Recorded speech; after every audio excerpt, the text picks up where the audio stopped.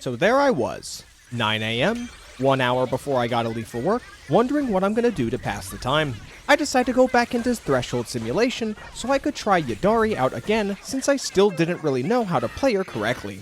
In case anyone's wondering, you just use the special attack either as you're charging Yidhari's spin move or while you're already spinning for a strong follow-up combo. Dodging is also an option while charging, as it gets overridden into the same counterattack move anyway. Once I understood this, Yidhari was instantly more fun to me. However, something else came to mind while playing around with it more, that Yidhari, and Minato Kamano as well, are just straight up better designed counterattack oriented defense agents. When Zenless Zone Zero first released in version 1.0, there was only a single defense agent in the game, Ben Bigger. At the time, Ben gave us a look into the variety of possibilities we could see from the defense archetype: offensive and defensive hybrid buffing, one-cost defensive assists, and some form of an incentive for reacting correctly to enemy attacks, be it counterattacking or faster EX special charge in the case with Seth. Unfortunately, none of the defense agents we have right now, aside from the panda in sheep's clothing, have managed any shred of relevance in the meta by today's standards. The buffs on offer were not competitive enough with support agents. The protective buffs were useless when most endgame failures come from a timer running out and not actually dying, and counterattacking was just not powerful enough to even consider using. So when I say Yidhari is the best defense agent, I'm being dead serious. The counterattack playstyle presented in the defense archetype is alive and well, albeit now hijacked by the new kid on the block named Rupture. Now, you might be thinking, but Yidhari and Minato consume their own HP. How would they be considered a tank-oriented class? It's simple. You don't necessarily need to tank a hit. You just need a way to tank the hit.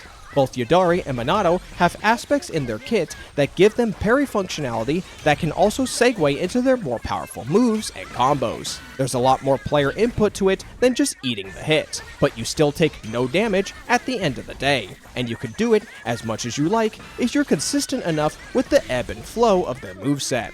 Do either of them have one-cost defensive assists or team-wide buffing? No, they don't. But as defense as a role in ZZZ was already so loose of an archetype to begin with, I don't really think it matters at the end of the day. And to touch back on the matter of them consuming their own HP, I'd say it's a fair enough trade to balance their power out. We are talking about the ability to shake off as many hits as you can if you're good enough at it. What I'm trying to say at the end of the day is that the defense agents of Zenless Zone Zero are actually really good in concept and execution. The real reason why they're so unpopular honestly just comes down to their low numbers when compared to more dedicated roles, as well as the demand for such focused roles in ZZZ's endgame. Yidhari and Minato are effectively just variations of the counterattack archetype introduced with Ben Bigger, but instead, they trade in any possible team buffs for more damage and on-field viability, which is exactly what I'm referring to with the aforementioned demand for focused roles in Zenless Zone Zero.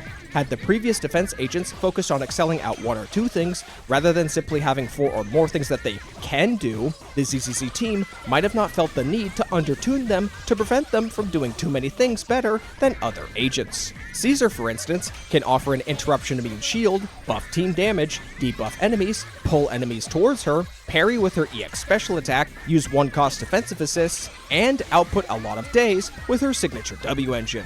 I may not be happy with how weak Caesar is now, but in the context of early ZZZ, I can see why they may have been so gun-shy on pumping her numbers any higher. Comparatively, the newer Rupture agents, who've taken one of Defense's only defining traits, have managed to pull it off, both in A-rank and S-rank varieties. I don't envy those burdened with the task of making defense agents work, but for now, I'll just settle for the faux defense octopus mommy, as she at least has the performance to put her money where her mouth is.